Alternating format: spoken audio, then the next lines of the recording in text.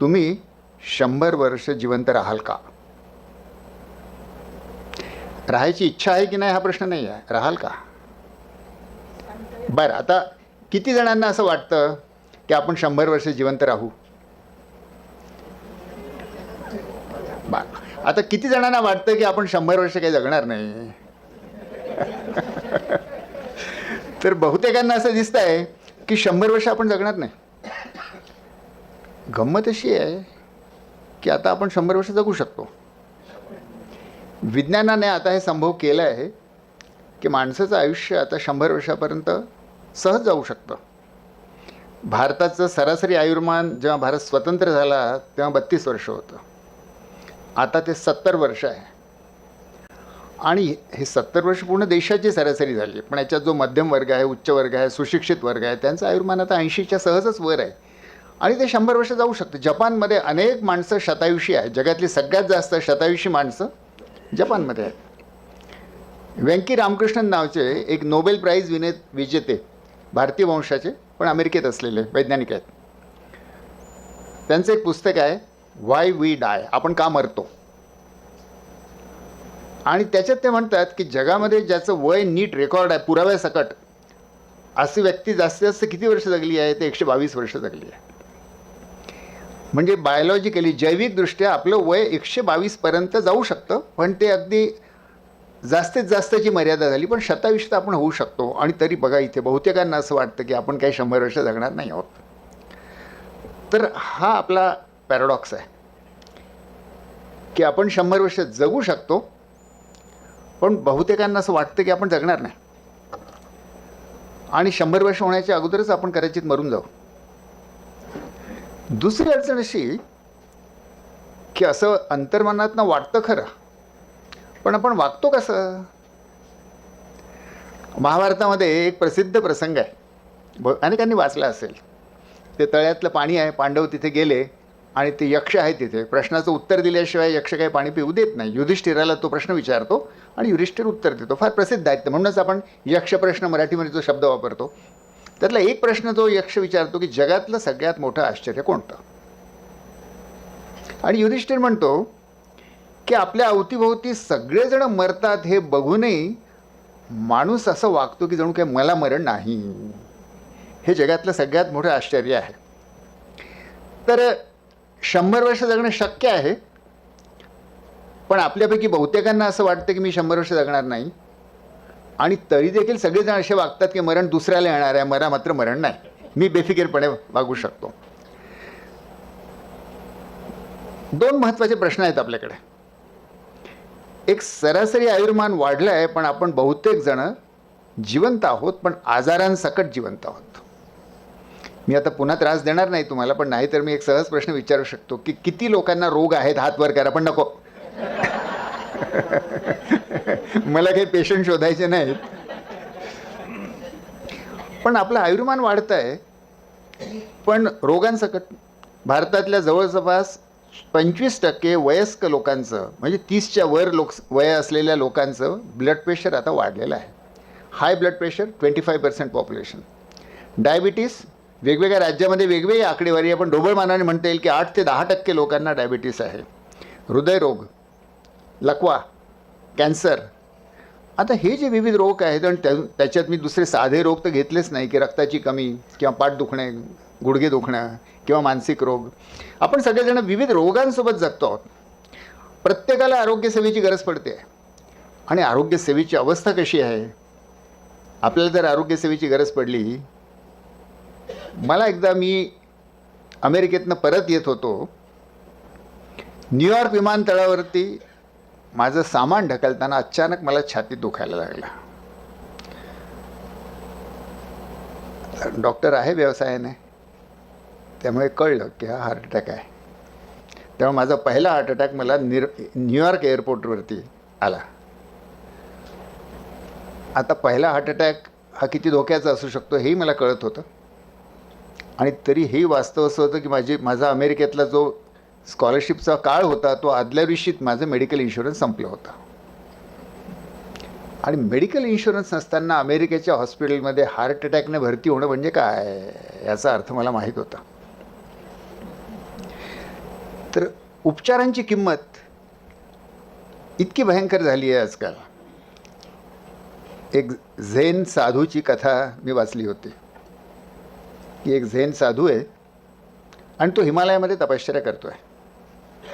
आता साधूंची तपश्चर्या करण्याची पद्धतच अशी की स्वतःला खूप त्रास करून घ्यायचा.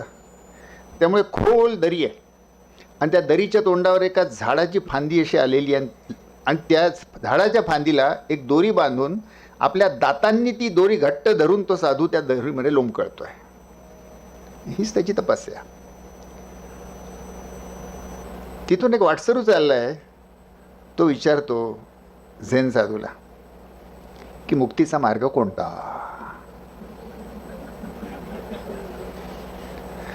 आता उत्तर नाही दिलं तर एका मोक्षप्राप्तीचा मार्ग विचारणाऱ्या माणसाला उत्तर नाही दिलं म्हणजे कर्तव्यच्युती, आणि उत्तर दिलं आणि तोंड उघडलं तर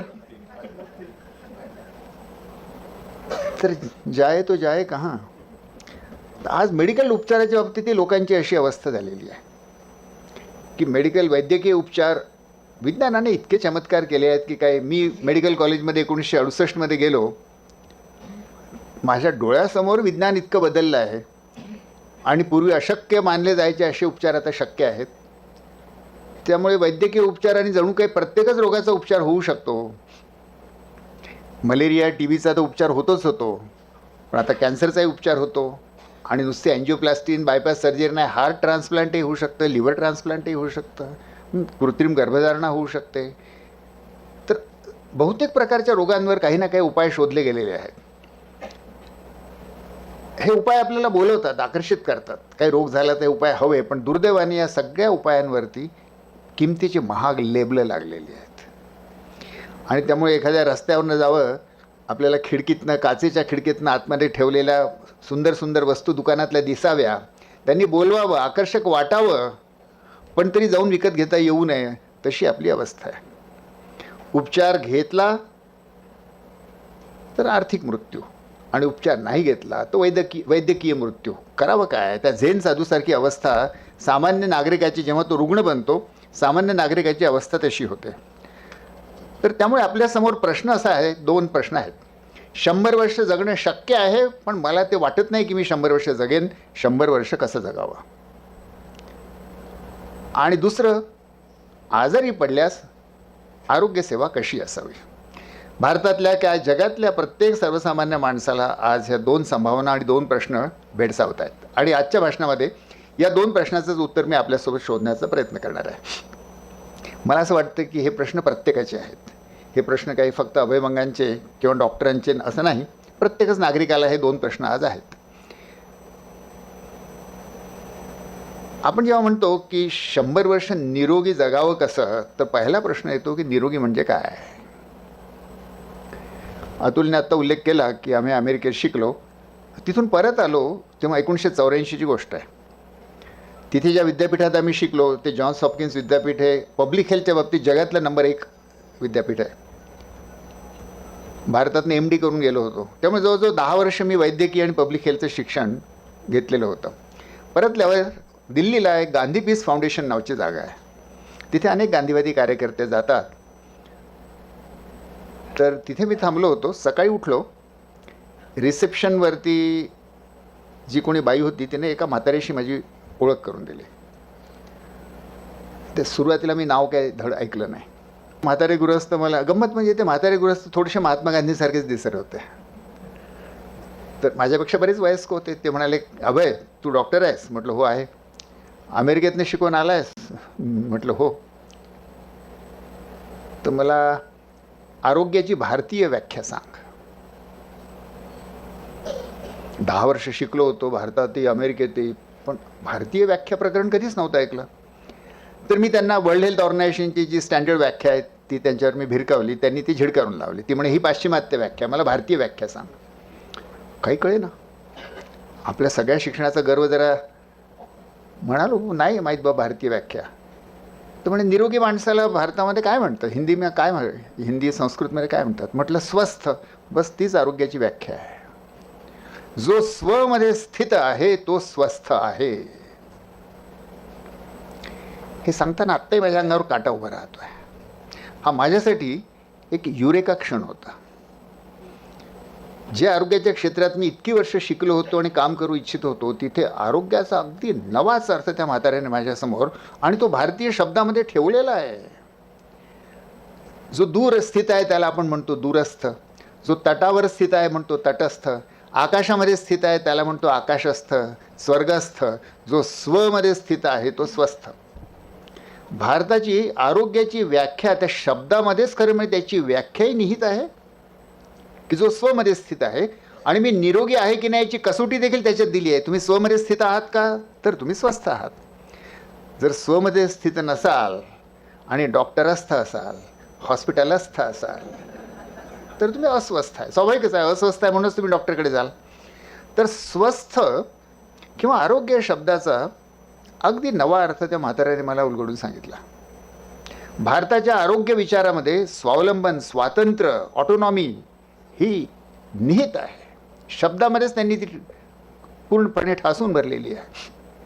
म्हणून स्वास्थ्याचा विचार करताना स्वास्थ्य म्हणजे कोणावरही अवलंबन नको. आरोग्य हे आउटसोर्स करता येत नाही, स्वतःचं सांभाळावं लागतं. आणि योगायोगाने मी तुम्हाला म्हणालो की त्यांचं नाव पहिल्यांदा मी नीट ऐकलं नाही. ते गृहस्थ जे होते ते प्रत्यक्ष महात्मा गांधींचे नातू प्रोफेसर रामचंद्र गांधी होते. म्हणून एका अर्थाने दुसऱ्या गांधीच्या तोंडून मला आरोग्याचा अर्थ मिळाला. आणि आरोग्याचा अर्थ मग जास्तीत जास्त रुग्णालय वाढणं, जास्तीत जास्त लोकांचा उपचार करणं हा आरोग्याचा अर्थ नाही. तर लोक स्वतःमध्ये स्थित पाहिजेत, स्वावलंबी पाहिजे, स्वतःचं आरोग्य स्वतः सांभाळता आलं पाहिजे, त्याच्यात परावलंबन नको. म्हणून माझं स्वास्थ्य ही या व्याख्येनुसार माझीच जबाबदारी होते. आता आपल्या जबाबदारीसाठी एक दुसरा शब्द भारतीय परंपरेमध्ये आहे, तो आहे स्वराज्य. लोकमान्य टिळक म्हणाले की स्वराज्य हा माझा जन्मसिद्ध हक्क आहे. महात्मा गांधींनी एक पुस्तक लिहिलं, हिंद स्वराज्य. काही जणांनी वाचलं असेल, काही जणांनी ऐकलं असेल. पण हिंद स्वराज्यमध्ये गांधीजी स्वराज्याचा थोडा एक वेगळा अर्थ सांगतात.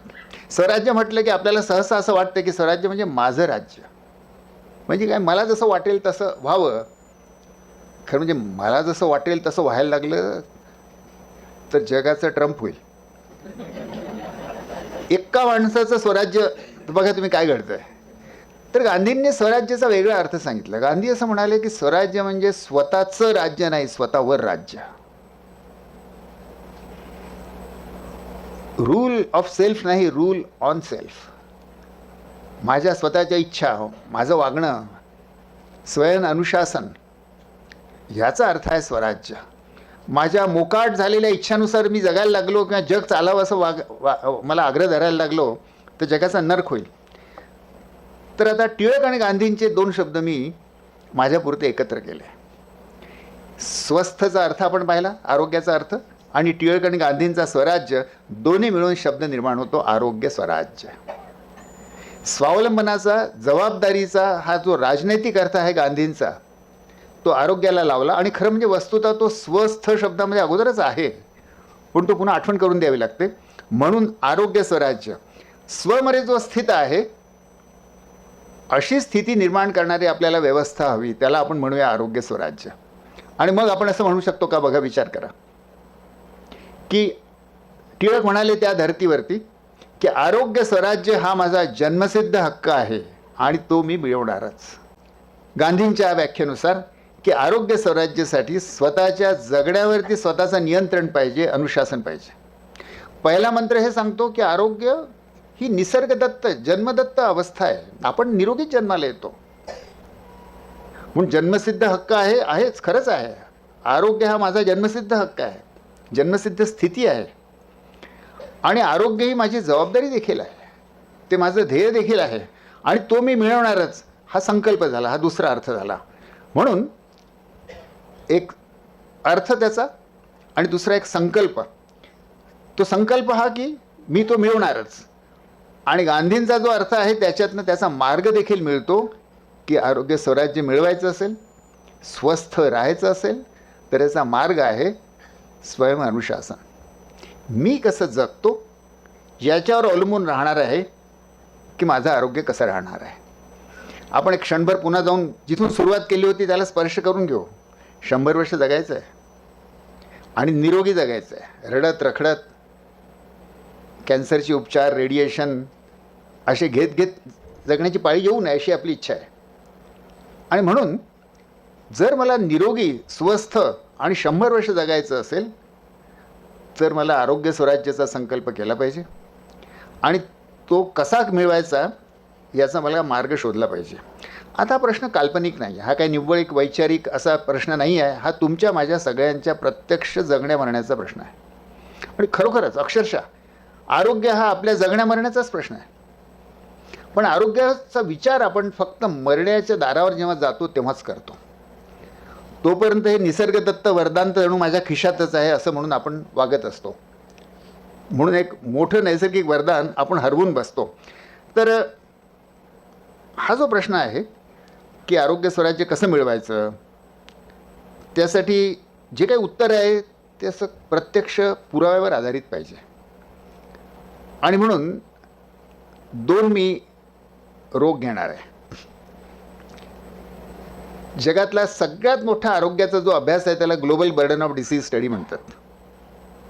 4 अब्ज लोकांच्या आरोग्याची आकडेवारीवर आधारित हा अभ्यास. आजपर्यंतच्या इतिहासात याच्याहून मोठा आरोग्याचा अभ्यास झालेला नाही. आणि ग्लोबल बर्डन ऑफ डिसीज स्टडीमध्ये माणसं का मरतात आहेत, माणसांना कोणते रोग होतात आहेत याची पूर्ण यादी दिलेली आहे. आणि असं दिसतं की आयुष्याच्या 2 टोकावरती सगळ्यात जास्त मृत्यू होतात. अगदी आयुष्याच्या सुरुवातीला पहिल्या वर्षामध्ये, जन्मल्यापासून पहिलं वर्ष, त्यातही जन्मल्यानंतरचा पहिला 1 महिना सगळ्यात धोक्याचा. नवजात बालकांचे मृत्यू, इथे बालमृत्यू सगळ्यात जास्त, जगातले 2/3 बालमृत्यू ह्या पहिल्या 1 महिन्यात होतात, नवजात बालकांचे बालमृत्यू. आणि दुसरे मृत्यू जे आहेत त्यांचं ध्रुवीकरण झालं आहे ते म्हातारपणात. तर 2 टोकावरती, एका टोकावरती बालमृत्यू आणि दुसऱ्या टोकावर होणाऱ्या मृत्यूचं एक मुख्य कारण आहे कॅन्सर. तर बालमृत्यू आणि कॅन्सर आणि हृदयरोग. तर बालमृत्यू आणि हृदयरोग या 2चं उदाहरण घेऊन थोडा आपण विचार करू की आरोग्य स्वराज्य कसं प्रत्यक्षात आणता येऊ शकतं. बालमृत्यूचा प्रश्न असा आहे, सुदैवाने तो आता घरोघरी घडत नाही. भारत स्वतंत्र झाला तेव्हा किती बालमृत्यू होत असावेत. तर 1000 मुलं जन्माला आली तर त्यातली 192 मुलं पहिल्या वर्षामध्येच मरून जायचे. आणि तुम्हाला आश्चर्य वाटेल की इंग्लंडमध्ये 1830 साली जितकी मुलं जन्माला यायची, 1000 मुलं जन्माला आली त्यातली 500 मुलं पहिल्या 5 वर्षात मरून जायची. बालमृत्यूची अशी अवस्था जगात एकेकाळी होती, भारतातही अशी अवस्था होती. बालमृत्यू कसे कमी करता येतील. गडचिरोलीच्या आदिवासींसाठी हॉस्पिटल बांधायचं म्हणून आम्ही आदिवासींची परिषद बोलवली. त्याच्यामध्ये आम्ही त्यांना विचारलं की तुमचे मुख्य रोग कोणते, आरोग्याच्या तुमच्या मुख्य गरजा कोणत्या, त्यासाठी सर्चने काम करावं असं तुम्ही आम्हाला सुचवाल. तर अगदी बाकायदा त्यांनी वोटिंग करून, मतदान करून जे प्रश्न निवडले त्यातला एक प्रश्न होता, आमची मुलं मरून जातात, तुम्ही काय करू शकता का. आता हा प्रश्न प्रत्यक्षात कसा येतो मी तुम्हाला एक अनुभव सांगतो. गडचिरोलीच्या जंगलामध्ये आमचं रुग्णालय बांधलेलं आहे आणि तिथे आम्ही आदिवासींना आरोग्यसेवा देतो. 1993 साली पावसाळ्यामध्ये, ऑगस्ट महिना, प्रचंड पाऊस येतो आहे, नद्यांना पूर आले आहे. आणि संध्याकाळी दिवसभर रुग्ण बघून मी संध्याकाळी घरी आलो आणि घरी बिछाण्यावर थोडासा लवंडलो आराम करण्यासाठी. इतक्यात दारावरती टक टक टक टक, बाहेर अंधार पसरलेला, वादळ येत आहे, पाऊस पडतो आहे. आणि मी उठून दार उघडायच्या अगोदर धाडकन दाराला धक्का मारून 2 आदिवासी बाया माझ्या घरात शिरल्या. एक म्हातारी बाई आणि दुसरी तिची मुलगी, तरुण मुलगी. आणि त्या तरुण मुलीच्या बाईच्या इथे अगदी एक कपड्यामध्ये गुंडाळलेलं लहानसं बाळ. ते अतिशय गंभीर दिसतच होतं. म्हणून मी ताडकन उठलो. आणि माझं घर आणि रुग्णालयामध्ये फार अंतर नाही आहे, 100 फूट अंतर असेल, पण तेवढे न्यायला वेळ नाही म्हणून माझ्याच बेडवर मी बाळाला झोपवलं आणि त्याला तपासायला लागलो. आता डॉक्टरांची एक सवय असते, रुग्णाला बघता बघता मनामध्ये विचारही सुरू असतो की काय डायग्नोसिस आहे, सेल्फ टॉक सुरू असतो. तर तसं मी जसं त्या बाळाला बघत होतो तर newborn infant, severely malnourished, dehydration, pneumonia, त्याच्या छातीवर मी स्टेथोस्कोप ठेवला, छातीतनं बुडबुड बुडबुड आवाज येत होते म्हणून न्यूमोनिया असं मी स्वतःशी म्हटलं आणि त्या बाळाने श्वास थांबवला आणि तिथेच माझ्या बेडवर ते बाळ मेलं. आता रुग्णालयात रुग्ण मरताना मी डॉक्टर म्हणून पुष्कळ वेळा मला बघण्याचं दुर्भाग्य मिळालं आहे, पण माझ्याच बेडवर एक बाळ मरावं आणि ती मी काहीही करण्याच्या पूर्वीच मरून गेलं. मला काही त्याने संधीही नाही दिली. त्याचं मला अपराधबोध इतका, खंत इतकी की त्याचा थोडासा राग मी त्या बायांवरतीच काढला की अगोदर का नाही आल्यात, इतक्या उशिरा आल्यात, अगोदर आल्या असतं तर काही मला करता आलं असतं. तर त्या बायांनी रडत रडत जी कहाणी सांगितली ती अशी की तिथून 3 किलोमीटर दूरच्या खुर्सा नावाच्या गावाच्या त्या बाया, ही बाई निरक्षर, नवरा दारुडा, पहिलं बाळ हिला झालं पण दुर्दैवाने ते मृत जन्माला आलं. तिला मूल हवं होतं, नवरा घरात पैसे देत नाही, रोज बाईला येऊन मारतो. ही गरोदर झाली मोठ्या प्रयत्नांनी. त्या काळामध्ये कधीही तिला प्रसूतीच्या पूर्व तपासण्या ज्या असतात गरोदरपणात, कोणी आरोग्यसेवा तिच्यापर्यंत पोचली नाही, ती कधी कोणाकडे गेली नाही. आमच्या आदिवासी भागात अशी प्रथा आहे, सगळ्या ग्रामीण भागातही आहे, गडचिरोलीला तरी किमान आहे, ते असं की गरोदरपणात आम्ही डॉक्टर मंडळी सांगतो की पोटभर जेवावं गरोदर बाईने की आतमधल्या गर्भाला नीट पोषण मिळेल. तिथे उलटं असतं, गरोदर बाईने पोटभर जेवू नये. कारण काय, जर पोटभर जेवली तर आतमधलं बाळ थोडं मोठ्या आकाराचं होईल आणि बाळ मोठ्या आकाराचं झालं तर बाळणपण कठीण होईल. म्हणून बाईने मुद्दाम गरोदरपणात उपाशी राहावं, यासाठी सासू तिला खायला देत नाही. तुझा गर्भ मोठा झाला तर बाळणपण कोण विस्तारेल, म्हणून तिने प्रयत्नपूर्वक आपलं बाळ कुपोषित केलं. बाळणपण घरीच झालं, दाईंनी बाळणपण केलं, बाळ अतिशय कमी वजनाचं निर्माण झालं. आता दुसरी दुर्दैवी परंपरा त्यावेळी तिकडे अशी होती की बाळाला पहिले 3 दिवस दूध नाही पाजत. आईचं दूध जे असतं सुरातलं ते किंचित पिवळं असतं, त्याच्यामध्ये खूप व्हिटॅमिन ए असतं म्हणून ते पिवळं असतं, फारच चांगलं अमृत दूध आहे ते, पण ते खराब आहे असं समजून पाजत नाहीत. म्हणून 3 दिवस त्या बाळाला दूध नाही पाजलं. ते बाळ भुकेलं, खूप रडत होतं, रडून रडून त्याचा आवाज बसला. मग 4थ्या दिवशी जेव्हा तिने पाजायला घेतलं दुर्दैवाने, ते आता आईलाच दूध नाही आलं. मग काय करायचं, तर गाईचं दूध आता गावात मिळत नाही, पण काहीतरी एक मापटं असं गाईचं दूध आणायचं कुठून तरी मागून, त्याच्यामध्ये 4 पट पाणी टाकायचं आणि ते जे पातळ पांढरं काहीतरी द्रवपदार्थ बनायचा, तो बाटलीला कपड्याची बोंडली लावून त्याच्याने पाजायची. त्याच्याने पोट तर भरायचंच नाही त्या बाळाचं, ते कुपोषित होत चाललं आणि मग त्याला हगवण लागली. त्याच्यानंतर त्याला न्यूमोनिया झाला, श्वास चालायला लागला. मांत्रिकाकडे घेऊन गेले, त्याने कोंबडं कापलं तरी काही फायदा झाला नाही. हे सगळं झाल्यानंतर जे फारच गंभीर झालं ते आमच्या दवाखान्याकडे चालायला त्या दोन्ही बाया निघाल्या. नवरा दारू पिऊन झोपलेला. सकाळी निघाल्या. खुर्सा गाव आणि आमचं जंगलात असला दवाखाना याच्यामध्ये कठाणी नावाची एक नदी आहे. कठाणी नदी पूर्ण पाण्याने तुडुंब भरलेली होती. म्हणून त्या बाया सकाळपासून संध्याकाळपर्यंत त्या पलीकडच्या किनाऱ्यावर बसून वाट बघत बसल्या. एकीकडे त्या पाण्याकडे बघायच्या, एकीकडे ते बाळ क्षणाक्षणाला अजून खराब होत होतं. अजून एका गोष्टीकडे त्या बघत होत्या. त्या नदीवरती एक पूल बांधायला सुरुवात झाली होती, पण तो पूल भ्रष्टाचार केल्यामुळे सिमेंट नाही वापरलं म्हणून खचला, त्यामुळे तो पूल कधीच पूर्ण नाही झाला. त्या पुलाकडे बघत होत्या आणि सकाळपासून संध्याकाळपर्यंत त्यांना पार नाही करता आली नदी. संध्याकाळी जेव्हा पाणी उतरलं, नदी पार केल्या, तेव्हा मी दवाखान्यातनं घरी गेलो होतो, म्हणून घरी आल्या आणि पुढचं तुम्हाला माहीत आहे. आता यानंतरचे माझे 15 दिवस फार वाईट गेले. गांधीजींनी म्हटलं आहे की तुमचा टॅलिस्मन, तर मला सतत हे बाळ डोळ्यासमोर यायचं आणि असा प्रश्न निर्माण व्हायचा की आपण कुठून इथून या जंगलात आलो आरोग्यसेवा द्यायला, पण हे बाळ तर तिथेही नाही पोहोचू शकलं. 3 किलोमीटर अंतर देखील या बाळाला पार नाही करता आला, तर आपलं गडचिरोलीत जाऊन जंगलात जाऊन आरोग्यसेवा देण्याला काय उपयोग आहे. आणि दुसरं असं की हे बाळ जे मेलं त्याची मी कारणं मोजली, 18 कारणं आहेत. आई निरक्षर, नवरा दारुडा पासून यादी जर केली तर एकूण 18 कारणांची यादी, त्यात ते पूल पडलेला खचलेला हे देखील येतं. तर मला असं वाटलं की 18 कारण विरुद्ध एक बाळ, ही इतकी विषम लढाई आहे, इतकी विषम लढाई आहे की या बाळाला जगण्याला काही चान्सच नाही. आणि मग मी काय करू शकतो. काय मी भारतातली निरक्षरता दूर नाही करू शकत, गरिबी दूर नाही करू शकत, अंधश्रद्धा दूर नाही करू शकत, मी पूल बांधू शकत नाही आणि मी सरकारमधले भ्रष्टाचारी कमी करू शकत नाही. करायचं काय. आणि 18 कारणं दूर झाल्याखेरीज बाळ वाचणार नाही. आणि भारतामध्ये त्यावेळी दरवर्षी 25 लाख बालमृत्यू होत होते. 15 दिवस फार वाईट गेले. अंधारामध्ये शोधत होतो, शोधत काय विलापच करत होतो. आणि मग अचानक एक दिवशी युरेकासारखा पुन्हा दुसऱ्यांदा माझा युरेका लागला की ह्या बाळाला वाचवायचं असेल तर 18ची 18 कारणं दूर करण्याची गरज नाही. यापैकी एकही कोणतं कारण मी दूर करू शकलो तरी हे बाळ वाचू शकलं असतं. आई साक्षर असती तरी हे बाळ वाचलं असतं. नवरा दारुडा नसता तरी हे बाळ वाचलं असतं. गावात आरोग्यसेवा असती तरी बाळ वाचलं असतं. आणि पूल खचला नसता तरी बाळ वाचलं असतं. 18ची 18 कारणं सोडवायची गरज नाही. याच्यातलं कोणतं कारण मी सोडू शकतो? तर मला असं दिसलं की याच्यातलं वैद्यकीय सेवा गावोगावी नाही, आरोग्यसेवा गावोगावी नाही, हे कारण काहीतरी माझ्या अखत्यारीत येऊ शकतं. आणि मग ही नवजात बालकं तर रुग्णालयापर्यंत येऊ शकत नाही. मग रुग्णसेवा यांच्या बाळांचा जन्म घरामध्ये एक होम डिलिव्हरी बाळणपणाची खोली असायची खेड्यांमध्ये. सगळ्यात अंधारलेली घाडेडी खोली जी इतर कोणत्या कामी येत नाही, तिथे बाईची बाळंती, कारण महिनाभर ती खोली आता ब्लॉक होणार ना. तर तिथे त्या अंधारलेल्या खोल्यामध्ये सगळा ग्रामीण भारत जन्माला येत होता.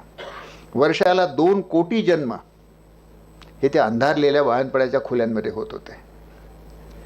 आणि त्याच्यामधले जवळजवळ 15 लक्ष नवजात बालकं त्या खोलीतच मरत होते. जगले 10-12 दिवस तर मात्र ते बाहेर येत होते. आणि या बालकांना कुठेही हॉस्पिटलमध्ये न्यायची सोय नव्हती, कारण पारंपरिकरित्या बाळंतपण झालेली बाळंतीण बाई आणि नवजात बाळ त्या खोलीच्या बाहेर जाऊ शकत नाही. नजर लागेल, जादूटोणा होईल, मग जे काय होईल ते त्या खोलीतच झालं पाहिजे. मग कसं करायचं? आणि म्हणून मग गावातल्याच एका बाईला नवजात बालरोग तज्ज्ञ केलं पाहिजे असं म्हणून एक आरोग्य दूत नावाची कल्पना आम्ही आखली. गावातल्याच एका बाईला निवडून तिला नवजात बालकाची काळजी कशी घ्यायची आणि रोग असले तर कसं उपचार द्यायचं हे शिकवलं. आणि 39 गावांमध्ये प्रयोग केला. त्या प्रयोगाच्या विस्तारात जात नाही, पण त्या प्रयोगाने आणि अगोदर ज्या न्यूमोनिया उपचाराचा उल्लेख केला अतुलने, ह्या 2 आमच्या प्रयोगांनी तिथला अर्भक मृत्यूदर म्हणजे काय, 1000 बाळं जन्माला आली तर त्यातली किती एका वर्षात मरून जातात. गडचिरोलीमध्ये त्यावेळी अर्भक मृत्यूदर 121 होता. आणि या 2 उपाय जेव्हा गावात प्रशिक्षित केलेल्या बाईच्याद्वारे उपलब्ध केले तेव्हा तो अर्भक मृत्यूदर कमी होत होत होत आता 16वर आलेला आहे. हे प्रयोग पब्लिक हेल्थच्या विज्ञानामध्ये खूप उपयोगी मानले गेले, म्हणून दी लॅन्सेट नावाचं जगातलं जे मेडिकल जर्नल आहे त्याने प्रकाशित केले. पुढे भारत सरकारला भारतातले बालमृत्यू कसे कमी करायचे, तर 2004मध्ये जेव्हा नॅशनल हेल्थ पॉलिसी प्लॅन झाली तेव्हा बालमृत्यू भारतातले किती कमी करता येतील. तर गडचिरोलीमध्ये त्यावेळी ह्या आमच्या प्रयोगामध्ये 30पर्यंत कमी आले होते, म्हणून भारत सरकारने 30 हा राष्ट्रीय गोल ठरवला की 30पर्यंत कमी करायचे. आणि मग प्लॅनिंग कमिशनची टीम आली, त्यांनी गडचिरोलीचा हा प्रयोग पाहिला आणि भारताच्या 10व्या आणि 11व्या 5 इयर प्लॅनमध्ये भारताचे बालमृत्यू कमी करण्याचा मुख्य मेथड कोणती, तर गडचिरोली मॉडेल. त्या धर्तीवरती भारतामध्ये आशा गावोगावी कम्युनिटी हेल्थ वर्कर, ज्या प्रकारचे आरोग्यदूत आम्ही निर्माण केले होते त्या प्रकारच्या आशा निर्माण करायचं भारत सरकारने ठरवलं. आणि पुढे त्या आशांचं प्रशिक्षण देण्याची जबाबदारी आम्हाला दिली. त्याच्यामध्ये 8 लाख आशा देशभरामध्ये प्रशिक्षित करण्याचं एक पूर्ण डिझाईन बनवून आम्ही ते अंमलात आणलं. भारताचे बालमृत्यू जे 25 लाख दरवर्षी होते ते कमी होत होत 5 लाखावर आले आहेत.